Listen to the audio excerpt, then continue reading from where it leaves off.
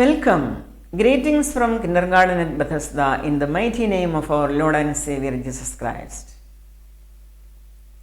Dear sisters and brothers, Enemies of Children എന്ന എൻ്റെ കഴിഞ്ഞ എപ്പിസോഡിൽ ഞാൻ പറയുവാനായി ശ്രമിച്ചത് എങ്ങനെയാണ് ഈ ലോകത്തിലെ ഒരു വലിയ വിഭാഗം ജനതതി തങ്ങളുടെ കുട്ടികളെ സത്യദൈവ ആരാധകരായ മനുഷ്യരെ വെറുക്കുവാനും പകയ്ക്കുവാനും അവരെ അത്യധികം വിദ്വേഷിക്കുവാനുമായി തങ്ങളുടെ മതബോധന കേന്ദ്രങ്ങളിൽ അഭ്യസിപ്പിക്കുന്നത് എങ്ങനെയാണ് ഈ അഭ്യസനം ആ കുട്ടികളുടെ ശാരീരികവും വൈകാരികവും മാനസികവും ആത്മീയവുമായ തലങ്ങളിൽ വിപരീതമായ സ്വാധീനമുണ്ടാക്കുന്നത്, എങ്ങനെയാണ് അവരെ അന്ധകാരത്തിലേക്ക് തികച്ചും സാത്താന്യമായ ഒരു അവസ്ഥയിലേക്ക് കൊണ്ടുചെന്ന് എത്തിക്കുന്നത് എന്നും മറ്റുമായിരുന്നുവല്ലോ. അതുപോലെ തന്നെ ഈ പ്രത്യേക വിഭാഗം ജനതയിൽ നിന്നും ഉത്ഭവിച്ച അനേകമായിട്ടുള്ള ഭീകര സംഘടനകൾ ഈ ലോകത്തിൻ്റെ നാനാഭാഗങ്ങളിൽ മിക്കവാറും എല്ലാ രാജ്യങ്ങളിലും നിഷ്കളങ്കരായ മനുഷ്യരുടെ ഇടയിൽ പാർത്തുകൊണ്ട് എങ്ങനെയാണ് ഭീകര പ്രവർത്തനങ്ങൾ നടത്തുന്നത്, എങ്ങനെയാണ് ഈ ലോക സമാധാനത്തിന്, ഈ ലോകത്തിലെ ജനങ്ങളുടെ ഒരുമിച്ചുള്ള സഹവർത്തിത്വത്തിന് വിഘാതമായി സമാധാനം എടുത്തു കളഞ്ഞുകൊണ്ട് എങ്ങനെയാണ് ഇവർ പ്രവർത്തിക്കുന്നത്, ഈ ലോകത്തിൽ എങ്ങനെയാണ് ഇവർ ആയിരിക്കുന്നത് എന്നെല്ലാമായിരുന്നുവല്ലോ. പ്രത്യേകിച്ചും ഹമാസ് ഇസ്രായേൽ യുദ്ധത്തിൽ ഹമാസ് എന്ന ഭീകര സംഘടന എങ്ങനെയാണ് ഇസ്രായേലിനെ ഈ ഭൂമിയുടെ മുഖത്തു നിന്നും ഉന്മൂലനാശം വരുത്തുവാൻ, അവരെ തുടച്ചു നീക്കുവാനായി പ്രവർത്തിക്കുന്നത്. എത്ര ആയിരം ജനങ്ങളെയാണ് അവർ കൊന്നു മുടിക്കുന്നത്, എത്രയോ കുട്ടികളെയാണ് അവർ കിഡ്നാപ്പ് ചെയ്തു കൊണ്ടുപോകുന്നത്. അവർ ഈ കുട്ടികളെ കിഡ്നാപ്പ് ചെയ്തു പോയിട്ട്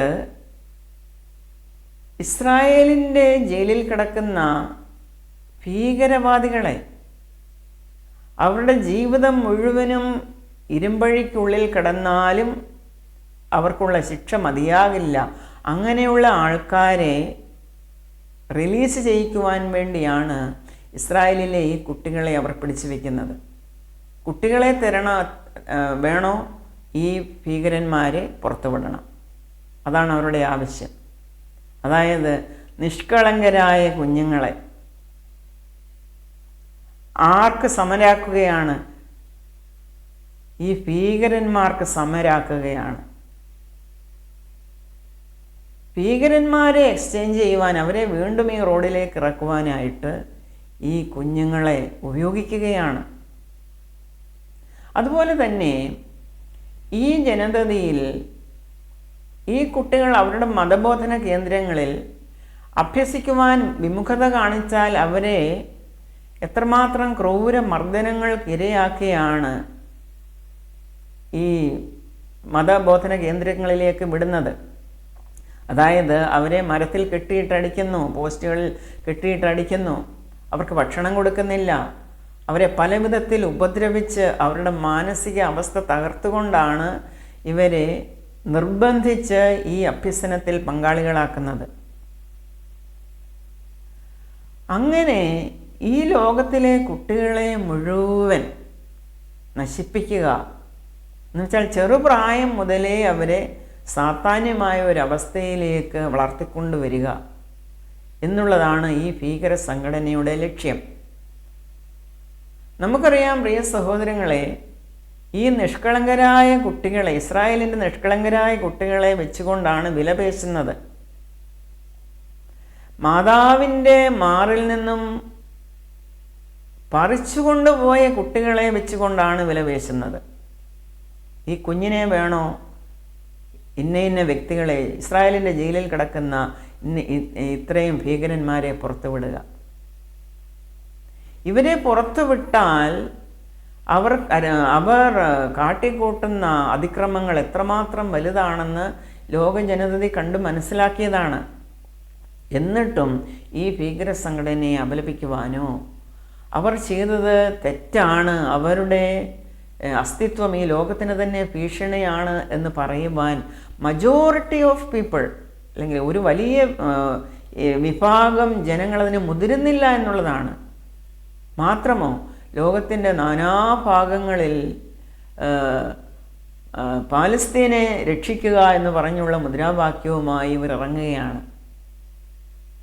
പലസ്തീൻ ജനതയെ കൊന്നുമുടിച്ച് അവരുടെ അസ്തിത്വം തന്നെ ഇല്ലാതാക്കുവാനായിട്ട് ഈ ജനം ശ്രമിക്കുമ്പോൾ എന്തിനാണ് മറ്റുള്ളവർ ഇവരെ രക്ഷിക്കുവാൻ വേണ്ടി പറയുന്നത്? കാരണം ഇത് അവരുടെ ഒരു സ്ട്രാറ്റജിയാണ്. മനുഷ്യമറകൾ അല്ലെങ്കിൽ ഹ്യൂമൻ ഷീൽഡായിട്ട് പാലസ്തീനിലെ ആൾക്കാരെ നിർത്തിക്കൊണ്ട് ഈ ഭീകരവാദികൾ യുദ്ധം ചെയ്യുമ്പോൾ അവർക്ക് ഈ മനുഷ്യരോട് ഒട്ടും തന്നെ സ്നേഹമില്ല. അവരുടെ കാര്യത്തിനു വേണ്ടി ഈ ജനങ്ങളെ അവർ ഉപയോഗിക്കുകയാണ്, അവരുടെ ലക്ഷ്യം നേടുവാനായി ഉപയോഗിക്കുകയാണ്. ഇതെന്തുകൊണ്ട് ഈ ജനത മനസ്സിലാക്കുന്നില്ല? ഇംഗ്ലണ്ടിലും അമേരിക്കയിലും അതുപോലെ ഓരോ രാജ്യങ്ങളിലും എന്തുവേണ്ടി ആൾക്കാരാണ് റോഡിലിറങ്ങുന്നത്, പാലസ്തീനെ രക്ഷിക്കൂ, പാലസ്തീനെ രക്ഷിക്ക് എന്നും പറഞ്ഞ്. പക്ഷേ ഇവരറിയുന്നുണ്ടോ ഈ പാലസ്തീൻ ജനതയെ കൊന്നുമുടിക്കുന്നത്, അല്ലെങ്കിൽ അവരെ മനുഷ്യമറകളായി ഉപയോഗിച്ച കുട്ടികളെയും സ്ത്രീകളെയും എല്ലാം നശിപ്പിക്കുന്നത് ഈ ഭീകര സംഘടനയായ ഹമാസും അതുപോലെയുള്ള മറ്റ് സംഘടനകളുമാണെന്ന്? ഇത് മനസ്സിലാക്കാതിരിക്കത്തക്കവണ്ണം പൈശാചികൻ ഇവരുടെ ബുദ്ധിയെ കെടുത്തിക്കളഞ്ഞിരിക്കുകയാണ് സഹോദരങ്ങളെ. അതുകൊണ്ടാണ് വിശുദ്ധ ബൈബിൾ പറയുന്നത് സാത്താൻ വന്നിരിക്കുന്നത് കൊല്ലുവാനും മുടിക്കുവാനും മോഷ്ടിക്കാനുമാണ്. ആരുടെയും ജീവന് ഈ സാത്താൻ വില കൽപ്പിക്കുന്നില്ല. എല്ലാവരെയും ഒരുപോലെ മുടിക്കുക, ദൈവത്തിൽ നിന്ന് അകറ്റുക. മനുഷ്യജാതിയുടെ ഇടയിൽ പരസ്പരം വിദ്വേഷവും പകയും എല്ലാം ആക്കിക്കൊണ്ട് പരസ്പരം യുദ്ധം ചെയ്തുകൊണ്ട് മനുഷ്യജാതിയെ മുടിപ്പിക്കുക, അല്ലെങ്കിൽ സാത്താൻ്റെ പക്ഷത്താക്കുക. സാത്താൻ്റെ പക്ഷത്തായവരാണ് ഈ ലോകത്തിൻ്റെ നാനാഭാഗങ്ങളിൽ വിവിധ രാജ്യങ്ങളിൽ ഈ പ്ലക്കാർഡ്സുകളും പിടിച്ചുകൊണ്ട് അല്ലെങ്കിൽ ബാനറും പിടിച്ചുകൊണ്ട് ഈ കഠോരമായ ശബ്ദത്തിൽ മുദ്രാവാക്യവും വിളിച്ചുകൊണ്ട് ഈ നടക്കുന്നത്. സാത്താന്യ പ്രവർത്തികൾക്ക് ചൂട്ടുപിടിച്ചുകൊണ്ട്, ആ ഭീകര സംഘടനകൾക്ക് പ്രോത്സാഹനം കൊടുത്തുകൊണ്ട് ഇവർ നടക്കുന്നുണ്ട് എങ്കിൽ ഈ വലിയ വിഭാഗം ജനത്തെ, അല്ലെങ്കിൽ ഈ ലോകത്തിലെ ഒരു വലിയ വിഭാഗം ജനത്തെ സാത്താൻ ചതിച്ചു എന്നാണ് അതിൻ്റെ അർത്ഥം.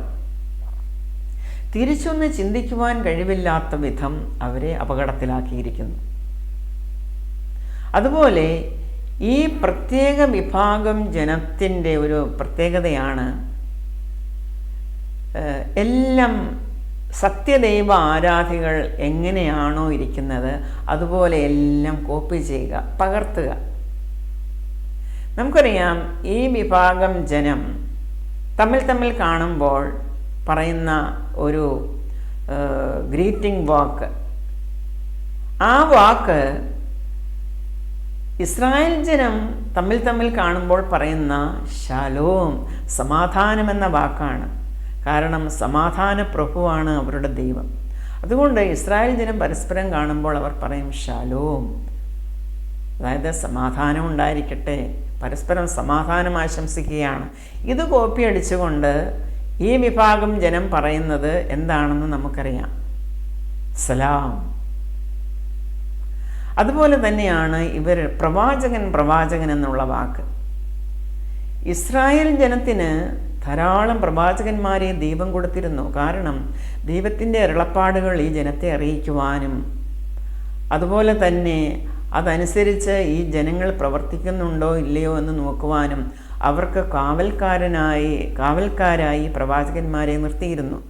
വിശുദ്ധ ബൈബിൾ ഉടനീളം നമുക്കത് കാണാം, പ്രവാചകന്മാർ. അതുപോലെ ആ മതവിഭാഗക്കാരും പ്രവാചകൻ എന്ന് പറഞ്ഞുകൊണ്ടിരിക്കുകയാണ്. അവരുടെ നേതാവ് പ്രവാചകനാണെന്ന് പോലും.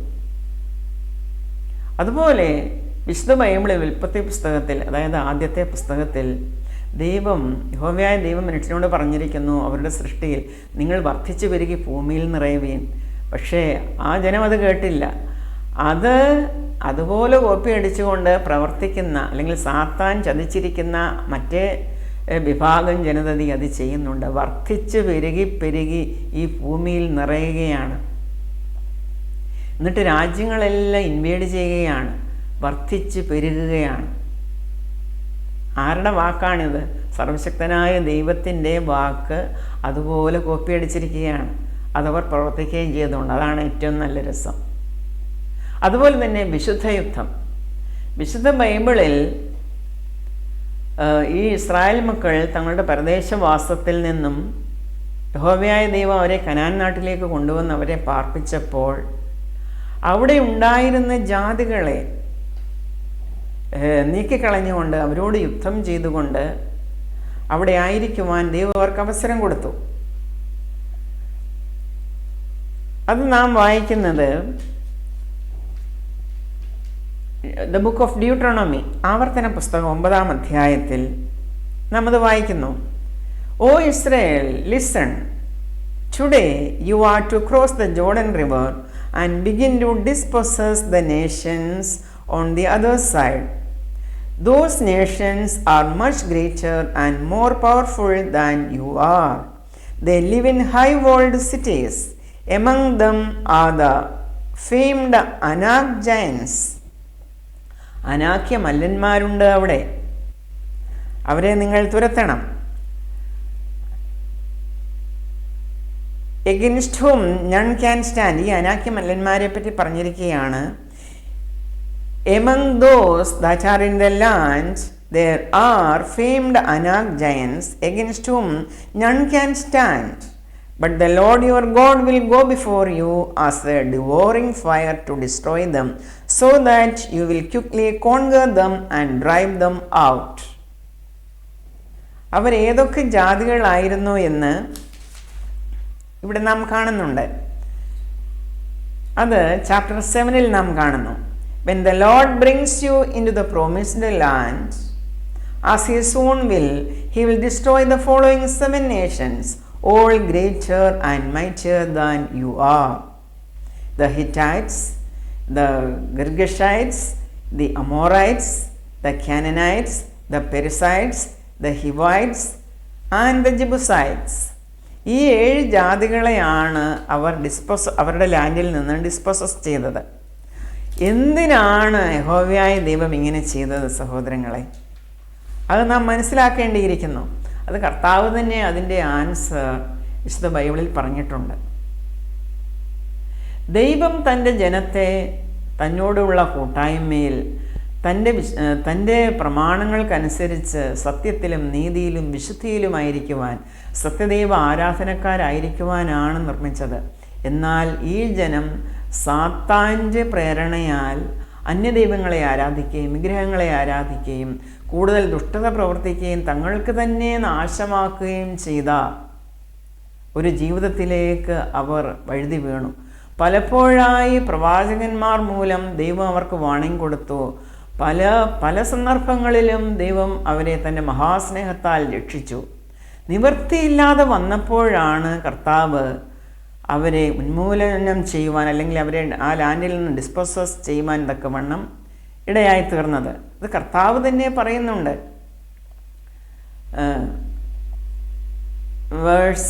Chapter 9 verses 5 onwards. It is not at all because you are such fine, upright people that the Lord will drive them out from before you.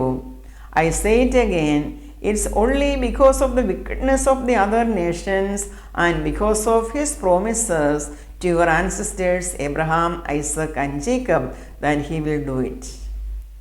നിങ്ങൾ വളരെ നല്ലവരായതുകൊണ്ടല്ല എന്ന് തൻ്റെ ജനമായ ഇസ്രായേലിനോട് പറയുകയാണ്. എന്താണ് സഹോദരങ്ങളെ ഈ ഇസ്രായേൽ ജനം?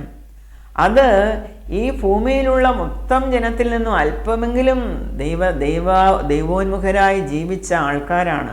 അബ്രഹാമിനെ ദൈവം വിളിച്ചു. തനിക്കൊരു സ്വന്തം ജാതിയായി തീരുവാൻ തക്കവണ്ണം അബ്രഹാമിനെ കൽദയരുടെ നാടായ ഊറിൽ നിന്നും വിളിച്ചിറക്കിക്കൊണ്ടുവന്ന് അവരുടെ സന്തതി പരമ്പരകളാണ്. അവരും പല പ്രാവശ്യം പാപം ചെയ്തു. പക്ഷേ മറ്റേ ജനത്തെ അപേക്ഷിച്ച് നോക്കുമ്പോൾ ഇവർ ദൈവമുള്ളവരാണ്. അല്ലെങ്കിൽ അത്രമാത്രം മറ്റുള്ള ജനങ്ങളെപ്പോലെ അത്രമാത്രം കഠോരമായി തിന്മ പ്രവർത്തിക്കുന്നവരോ ദൈവനിഷേധികളോ വിഗ്രഹാരാധികളോ അന്യദൈവ ആരാധികളോ അല്ല. മറ്റുള്ളവരുടെ സാന്നിധ്യം ദൈവജനത്തിനൊരു ഭീഷണിയാണ് എന്ന് കണ്ടപ്പോഴാണ് കർത്താവ് അത് ചെയ്തത്. കർത്താവ് ഈ ജനത്തോട് തന്നെ പറയുകയാണ്, നിങ്ങൾ അത്യധികം നല്ലവരായതുകൊണ്ടൊന്നും അല്ല ഞാൻ നിങ്ങൾക്ക് ഈ ദേശം തരുന്നത്. പിന്നെയോ എൻ്റെ വാക്ക് നിങ്ങളുടെ പിതാവായ അബ്രഹാമിനോടും നിങ്ങളുടെ പിതാക്കന്മാരായ അബ്രഹാമിനോടും ഇസ്ഹാക്കിനോടും യാക്കോബിനോടുമുള്ള എൻ്റെ വാഗ്ദത്തം നിവർത്തിക്കുവാനാണ്. അതാണ് കർത്താവ് പറയുന്നത്. അതുപോലെ തന്നെ മറ്റുള്ളവരുടെ വിക്കറ്റ്നെസ്, ഇവർ ഏത് ജാതികളെയാണോ ഇവർ പുറത്താക്കിയത് ആ ജാതികളുടെ വിക്കറ്റ്നെസ് എത്രമാത്രം കൂടുതലാണ്. അവർ ലോക ജനത്തിന് അവരുടെ അസ്തിത്വം തന്നെ സർവനാശത്തിലേക്ക് കലാശിക്കും എന്നറിഞ്ഞുകൊണ്ടാണ് ദൈവം അവരെ ആ നാട്ടിൽ നിന്നും പുറത്താക്കി ഇസ്രായേലിനെ അവിടെ പാർപ്പിച്ചത്. ഈ കനാൻ നാട്ടിൽ പാലും തേനും ഒഴുകുന്ന ആ കനാൻ നാട്ടിൽ അവരെ പാർപ്പിച്ചത്. അതുപോലെ നമുക്കറിയാം, ഈ ലോകത്തിൽ പല രാജ്യങ്ങളിലുമായി നടക്കുന്ന ഈ റാലി, പാലസ്തീൻ അനുകൂലമായ റാലി എന്ന് സാത്താനാൽ ചതിക്കപ്പെട്ട് വിളിച്ചു പറഞ്ഞുകൊണ്ട് നടക്കുന്ന ഈ റാലിയിൽ അവർ പറയുന്നത്, ഫ്രം സീ ടു റിവർ അല്ലെങ്കിൽ from river to sea Israel will be Palestine will be free. Free of what? Free of Jews. യഹൂദന്മാരെ തുടച്ചു നീക്കിക്കൊണ്ട് നദി മുതൽ സമുദ്രം വരെ അല്ലെങ്കിൽ സമുദ്രം മുതൽ നദി വരെ അവരുടെ ലാൻഡ് ഫ്രീ ആക്കണമെന്ന്. ഈ പറയുന്നതിൽ യാതൊരു കഴമ്പുമില്ല സഹോദരങ്ങളെ. പാലസ്തീൻ എന്ന് പറയുന്ന കഫ്തോറിൽ നിന്ന് വന്ന ഒരു ചെറിയ ശതമാനം ജനമാണ്. അവർ കടൽക്കരയിൽ പാർത്തിരുന്നു. പക്ഷെ അവർ ക്രൂരന്മാരായിരുന്നു. ഈ രാജ്യം മുഴുവനും അവരുടേതായിരുന്നില്ല. അനേക വർഗങ്ങൾ, വംശങ്ങൾ, റേസസ് ഒരുമിച്ച് പാർത്തിരുന്ന ഒരു പ്രദേശമാണിത്. ഈ പ്രദേശത്തിലാണ് യഹോവയായ ദൈവം തൻ്റെ ജനത്തിന് പാർക്കുവാനായി ആ കനാൻ ദേശം കൊടുത്തത്. 7 ജാതികളെ പുറത്താക്കി അവരെ അവിടെ നട്ടു. അപ്പോൾ സാത്താൻ അവിടെയും കൊണ്ടും അടങ്ങിയിരിക്കുന്നില്ല. വെറുതെ ഇരുന്ന ജനത്തെ കുത്തിപ്പൊക്കി സാത്താൻ പറയുകയാണ്, ഈ ദേശം മുഴുവൻ അവരുടെയാണ്, ഈ ദേശം മുഴുവൻ പാലസ്തീൻ എന്നറിയപ്പെടും. പാലസ്തീൻ എന്ന് വിളിക്കുവാൻ തക്കവണ്ണം ഇടയാക്കിയത് തന്നെ ഈ സാത്താനാണ്. കാരണം സാത്താൻ മുന്നിൽ കണ്ടു വലിയൊരു യുദ്ധം നടത്തി ഇങ്ങനെയൊരു മുദ്രാവാക്യങ്ങളൊക്കെ വിളിച്ച് ദൈവജനത്തെ അല്ലെങ്കിൽ സത്യദൈവ ആരാധികളെ ഉന്മൂലനം ചെയ്യുക എന്നുള്ളത്. അത് സാത്താൻ്റെ തന്ത്രമായിരുന്നു, സാത്താൻ്റെ ഉദ്ദേശമായിരുന്നു. അതുകൊണ്ട് ഇവർ മുദ്രാവാക്യം വിളിക്കുമ്പോൾ പറയും, from river to sea Palestine will be free, free of Jews. എന്താണ് സഹോദരങ്ങളെ ഈ സാത്താൻ ഇത് പറയുവാൻ കാരണം? ഇസ്രായേൽ മകൾക്ക് ദൈവം കൊടുത്ത നാടിൻ്റെ അതിർത്തിയാണിത്. അത് നാം കാണുന്നത് Deuteronomy chapter 11 verse 24. There we read, wherever you go, the land is yours. Your frontiers will stretch from the southern Negev to Lebanon and from the Euphrates river to the Mediterranean Sea. ഇതാണ് സഹോദരങ്ങളെ സാത്താൻ കോപ്പിയടിച്ചത്. സാത്താൻ ആ ഫിലിസ്തീൻസിനോട് പറയുകയാണ്, ഈ രാജ്യം മുഴുവൻ നിങ്ങളുടേതാണ്, നിങ്ങളുടെ പേരിട്ട് വിളിക്കണം പാലസ്തീൻ. എന്നിട്ട് ഇത് നദി മുതൽ സമുദ്രം വരെയുള്ള ഭൂപ്രദേശമാണ്, ഇത് നിങ്ങൾക്കെടുക്കണം. ജനത്തിൻ്റെ വായിൽ സാത്താൻ ഈ കള്ളം അല്ലെങ്കിൽ ഈ ചതി, ഈ വ്യാജം തിരുകിക്കൊണ്ട് അവരെ കൊണ്ട് മുദ്രാവാക്യം വിളിപ്പിക്കുകയാണ്. ഇത് ഈ ജനം മനസ്സിലാക്കുന്നില്ല. അവരുടെ ബുദ്ധി പോയിരിക്കുകയാണ് സഹോദരങ്ങളെ. എത്രമാത്രം അവർ സാത്താനോട് അനുരൂപപ്പെടുന്നുവോ, അവരുടെ അഭ്യസനം എത്രമാത്രം ഈ രീതിയിൽ വലുതാണോ, അതനുസരിച്ച് അവർ ഈ സാത്താൻ പറഞ്ഞു കൊടുത്ത കാര്യങ്ങൾ അതുപോലെ അനുവർത്തിച്ച് ഏറ്റുപറയുകയാണ്, മുദ്രാവാക്യം വിളിക്കുകയാണ്. അതുകൊണ്ട് ഈ വിശുദ്ധ യുദ്ധം എന്നുള്ളതൊക്കെയും ഇവർ കടമെടുത്ത കാര്യമാണ്. അതുപോലെ നാം കാണുന്നു ഫസ്റ്റ് സാമുവൽ ചാപ്റ്റർ 17 വേഴ്സ് 47. അവിടെ കർത്താവ് പറയുന്നുണ്ട്, യഹോവ വാൾ കൊണ്ടും കുന്തം കൊണ്ടും അല്ല രക്ഷിക്കുന്നത് എന്ന് ഈ സംഘമെല്ലാം അറിവാൻ ഇടവരും. യുദ്ധം യഹോവയ്ക്കുള്ളത്. അതുകൊണ്ടാണ് അതിനെ ഡിവൈൻ വാർ അല്ലെങ്കിൽ വിശുദ്ധ ഹോളി വാർ എന്ന് പറയുന്ന വിശുദ്ധ യുദ്ധം. ഈ യുദ്ധമാണ്, ഈ വാക്കാണ് ആ ജനതതി കടമെടുത്തിരിക്കുന്നത്. വിശുദ്ധ യുദ്ധം, ജിഹാദ്, എല്ലാം ഇങ്ങനെ സത്യദൈവ ആരാധികളുടെ ലിഖിതത്തിൽ പറഞ്ഞിരിക്കുന്ന കാര്യങ്ങളെല്ലാം കടമെടുത്തുകൊണ്ട് ജനത്തെ ഡിസീവ് ചെയ്യുവാൻ, ചതിക്കുവാൻ ജനം ഈ സാത്താനായിരിക്കുകയാണ്. ചതിക്കപ്പെട്ടുവല്ലോ, അവർ ചതിക്കപ്പെട്ടു. അതുതന്നെയാണ് അവരുടെ നാവിലുള്ളത്. വായ് തുറന്നാൽ അവർ പറയും ഈ വക കാര്യങ്ങളൊക്കെയുമാണ് പറയുന്നത്. പ്രവാചകൻ്റെ കാര്യം, വിശുദ്ധ യുദ്ധത്തിൻ്റെ ജിഹാദിൻ്റെ കാര്യം, അതുപോലെ വർദ്ധിച്ചു വരിക ഭൂമിയിൽ മുഴുവൻ നിറയുന്നത്, ഇതെല്ലാമാണ് അവരുടെ വായിലുള്ളത്. അതുപോലെ ഈ സാത്താൻ ചെയ്യുന്നത് നമുക്ക് അറിയാവുന്നതുപോലെ തന്നെ അറുക്കാനും മുടിപ്പാനും മോഷ്ടിക്കുവാനുമായി വന്നിരിക്കുന്ന ഈ സാത്താൻ്റെ കെണിയിൽ അകപ്പെട്ട മനുഷ്യർ ആരാധന കൊടുക്കുന്നത് ആർക്കാണ്? സാത്താന് തന്നെയാണ്. ഈ ആരാധന അത് ഇസ്രായേൽക്കാരുടെ ക്ഷമാ പ്രാർത്ഥനയാണ്. ക്ഷമ, അതാണ് hear O Israel, Jehovah is our God, Jehovah alone. അത് ഇസ്രായേൽക്കാർ ഒരു പ്രത്യേക രാഗത്തിൽ നീട്ടി ഈണത്തിൽ അവർ വിളിച്ചു പറയും. ഷേമാ ഇസ്രായേൽ അഡോണായ് എലോഹിനു അഡോണായ് എഖാദ്. ആ രീതിയിൽ അവർ അവരുടേതായ രീതിയിൽ ഇസ്രായേൽക്കാരുടെ അവരുടേതായ ആ രീതിയിലും ഈണത്തിലും അവർ ഈ എബ്രായ ഭാഷയിലുള്ള ഈ പ്രാർത്ഥന, ക്ഷമാ പ്രാർത്ഥന, അതിൻ്റെ അർത്ഥം hear O Israel, Jehovah is our God, Jehovah alone, യഹോവ മാത്രമാണ് നമ്മുടെ ദൈവം എന്ന് കേൾക്കുക ഇസ്രായേലേ എന്നുള്ള പ്രാർത്ഥനയാണ്. അതിനു പകരം നാം ഈ ലോകം നെടുകെ കോളാമ്പിയിൽ കൂടെ വിളിച്ചു പറയുന്ന ആ സംഗതി, ആ ഫോഷ്ക്ക് നാം അനുദിനം കേൾക്കുന്നവരാണല്ലോ സഹോദരങ്ങളെ. 5 നേരമോ 7 നേരമോ ഏതാണ്ട് നാം ഇത് കേൾക്കുന്നതാണ്. അതേ ട്യൂണ്, അതേ കാര്യങ്ങൾ കോപ്പി അടിച്ചിരിക്കുകയാണ്. പക്ഷെ ആരാധന കൊടുക്കുന്ന ആർക്കാണ്? സാത്താന്. ഇതിൽ നിന്ന് മനസ്സിലാക്കിക്കോണം സത്യദൈവം ആരാണ്, സത്യദൈവത്തിൽ നിന്നും സത്യ ആരാധികളെ എങ്ങനെയാണ് മാറ്റുവാൻ പറ്റുന്നത് എന്നുള്ളത് ഇതിൽ നിന്ന് വെളിവായി. It's all clear. ഇനി സത്യദൈവത്തെ അന്വേഷിച്ച് നാം എങ്ങും പോകേണ്ട കാര്യമില്ല. സാത്താൻ തന്നെ അത് വെളിപ്പെടുത്തി. അതുപോലെ പിന്നെ ഇസ്രായേൽക്കാരുടെ ഉത്സവങ്ങളുണ്ട്, പെരുന്നാളുകൾ. 7 ഉത്സവങ്ങളുണ്ട് അവർക്ക്, പെരുന്നാളുകൾ. അതിന് പകരം ഈ വിഭാഗക്കാരും വലിയ പെരുന്നാളും ചെറിയ പെരുന്നാളും എന്നും പറഞ്ഞ് ധാരാളം പെരുന്നാളുകളുണ്ട്. ഇസ്രായേൽ ജനത്തോട് യഹോവയായ ദൈവം പല കാര്യങ്ങളും ഉപവാസം അവിടെ പ്രസിദ്ധം ചെയ്യുന്നതായി നാം കാണുന്നു.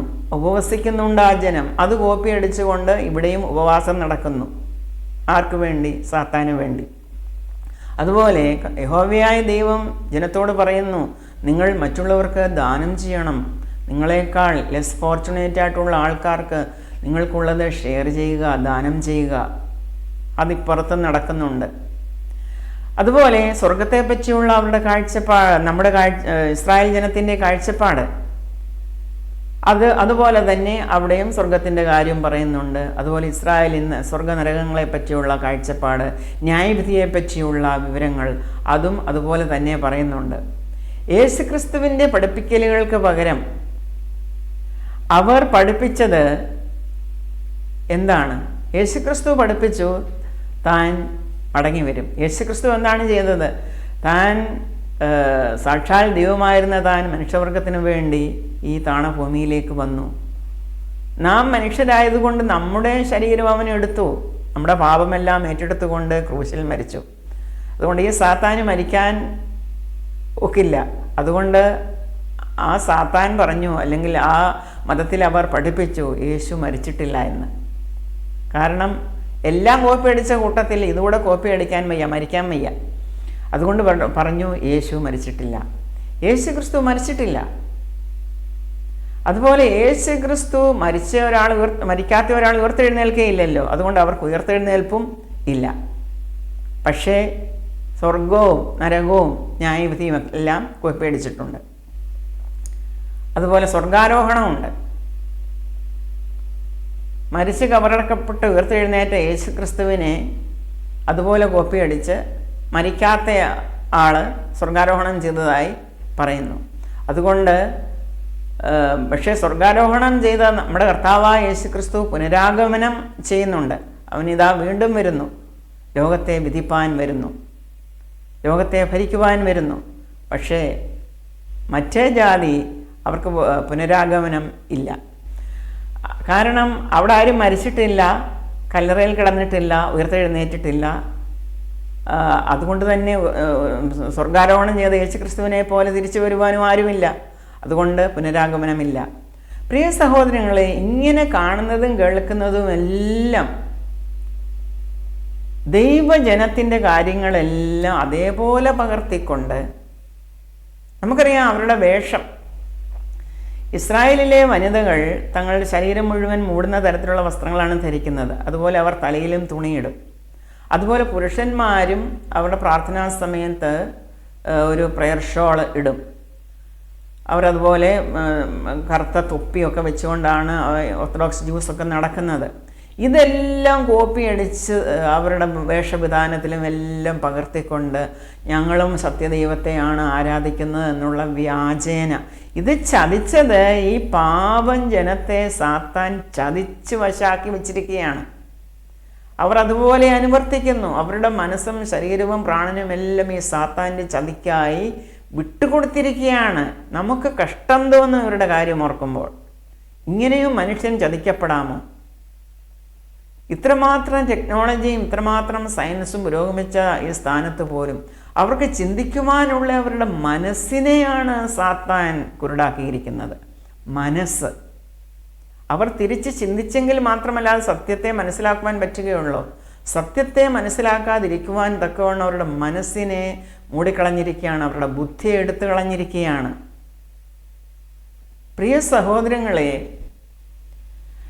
നമുക്കിവിടെ ആഹ്വാനം ചെയ്യുവാനുള്ളത്, ഇനിയും രക്ഷാമാർഗത്തിലേക്ക് അവസരമുണ്ട്, സമയമുണ്ട്. ഇതാണ് സുപ്രസാദകാലം, ഇതാണ് രക്ഷാദിവസം. ആരെങ്കിലും ഈ സത്യദൈവത്തെ തന്നെ കർത്താവിൻ രക്ഷിതാവുമായി സ്വീകരിക്കുവാൻ ആഗ്രഹിക്കുന്നുവോ അവർക്കായിട്ട് നമ്മുടെ കർത്താവായ യേശു ക്രിസ്തു ഇരു കൈകളും നീട്ടിക്കൊണ്ട് തൻ്റെ മഹാസ്നേഹത്താൽ അവരെ മാടി വിളിക്കുകയാണ്.